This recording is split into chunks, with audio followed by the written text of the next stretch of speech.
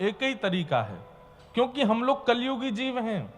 हम किसी के बहुत पास रहते हैं ना तो हमको उसमें दोष दिखने लगता है। ये चैतन्य महाप्रभु वाला समय नहीं है, ये सूरदास जी वाला समय नहीं है। अभी ये कलयुग, घोर कलयुग की तरफ बढ़ रहा है। मैं व्यासपीठ पर बैठा हूं इसलिए मैं अच्छा लग रहा हूं। आप मेरे कक्ष में भी 24 घंटे मुझको देखते रहेंगे तो मुझ में भी दोष दिखने लगेगा आपको। और जैसे जैसे कलिकाल आगे बढ़ रहा है, दोष बहुत ज्यादा और बहुत जल्दी दिखते हैं। ब्याह से पूर्व लड़के में नारायण दिख रहे थे और लड़की में साक्षात लक्ष्मी परांबा जगदंबा दिख रही थी, पर ब्याह के बाद क्या होता है? धीरे धीरे धीरे धीरे उसके प्रति दोष भाव आने लगता है। अरे ये तो ऐसा भी है, ये तो ये भी करता है। बाद में पता चली ये तो सच धज के रोज फोटो भेजता था, ये तो नहाता भी नहीं है। अति सामीप्य जब होने लगता है तो दोष दर्शन होता है। संसार में हो, परिवार में हो, पति में हो, पत्नी में हो, बच्चों में हो, तो कोई बात नहीं, वहां स्वीकार कर लिया जाता है। लेकिन जब संत वैष्णव भक्तों में दोष दिखता है ना, तो वो अपराध हो जाता है, और वो अपराध फिर भक्ति को नष्ट करने वाला होता है। इसलिए आप बहुत पास मत जाइए किसी के, क्योंकि इस संसार में दोष सबके अंदर है। दोष विमुक्त कोई नहीं है, चाहे वो कितनी भी बड़ी पदवी पर बैठा हो, उसके भी अति सामीप्य में रहने लगोगे तो आपको उसमें भी दोष दिखेगा। और कहीं वो भक्तों में दोष दिखने लगा, संतों में दोष दिखने लगा, तो फिर वो अपराध बन जाएगा। इसलिए आज की तारीख में सत्संग केवल वाणी का पालन, यही होना चाहिए। कई छोटे छोटे बालक युवा आते हैं, महाराज जी आप हमको हम घर बार छोड़ देंगे, आप हमको संग रख लो, अपने कथाओं में रख लो।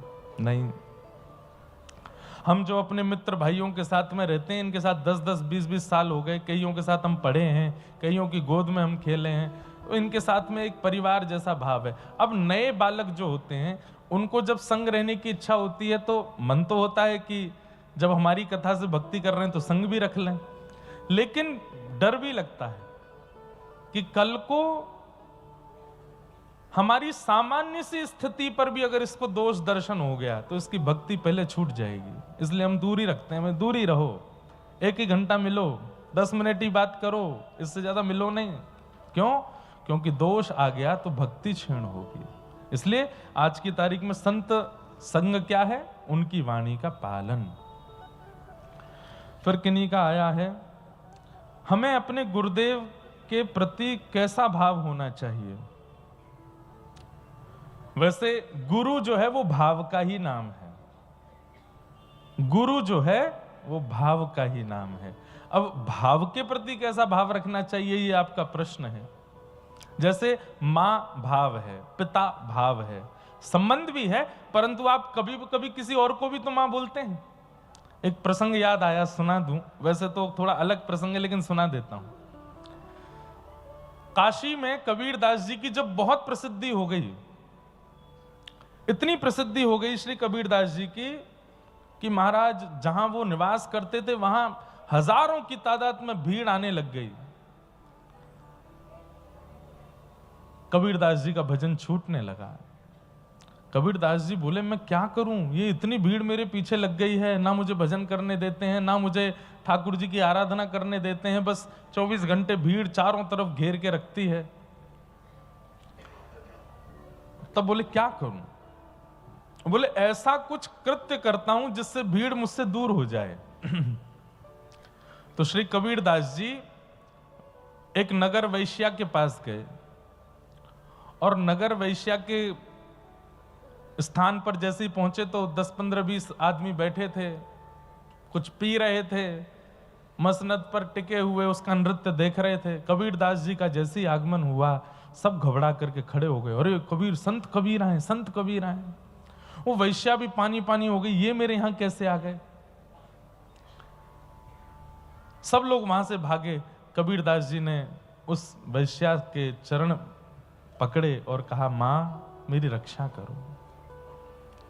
अब वो मां नहीं है, लेकिन मां एक भाव का नाम है। कभी किसी के प्रति जागृत हो जाता है तो आप बोल देते हैं कि आप मेरी मां हैं।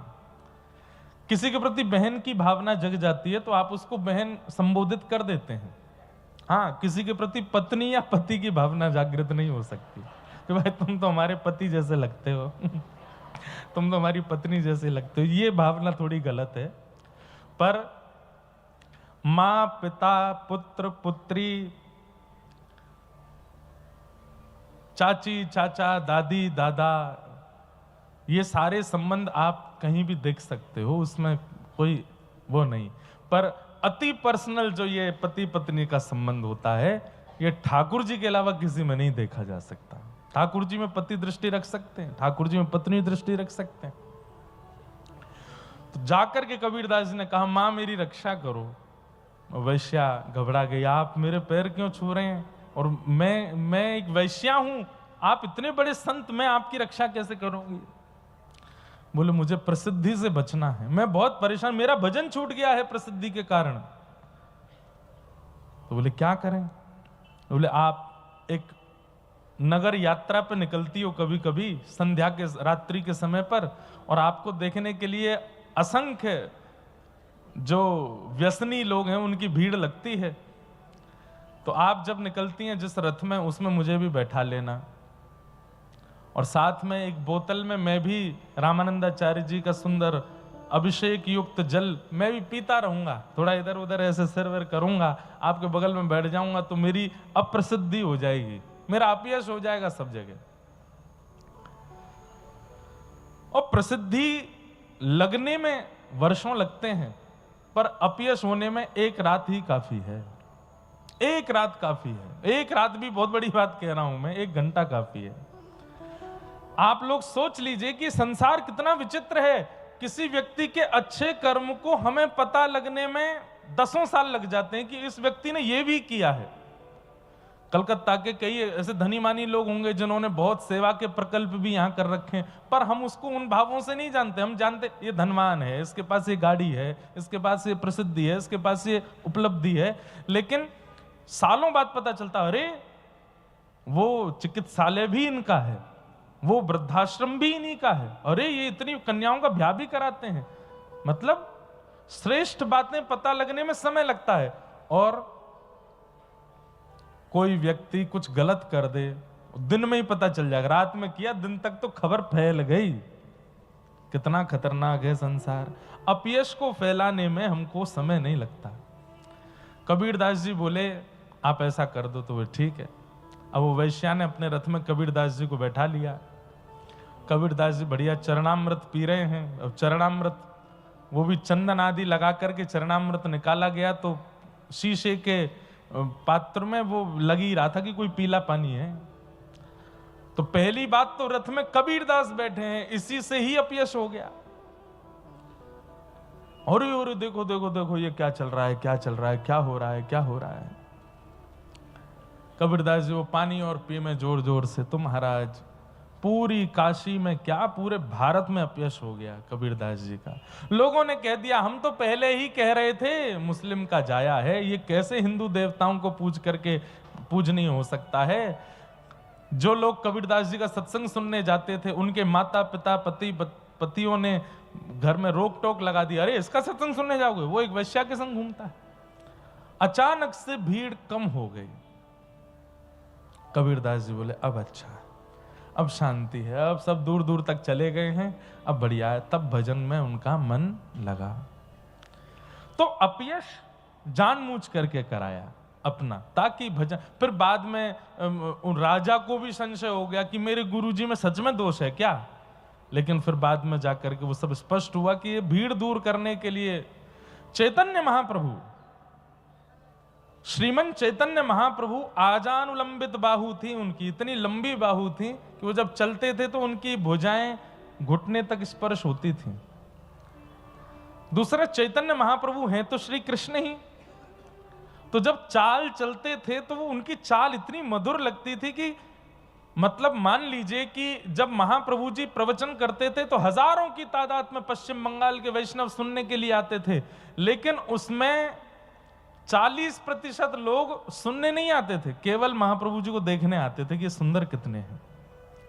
और फिर सुनहरे केश थे, सन्यास ग्रहण करने से पहले तो कभी कभी जब हवा चलती थी तो जब महाप्रभु जी के सुनहरे केश मुख पर आते और जब वो हटाते, आहा, पीछे के 10-5 लोग तो ऐसे मूर्छित होके गिरते।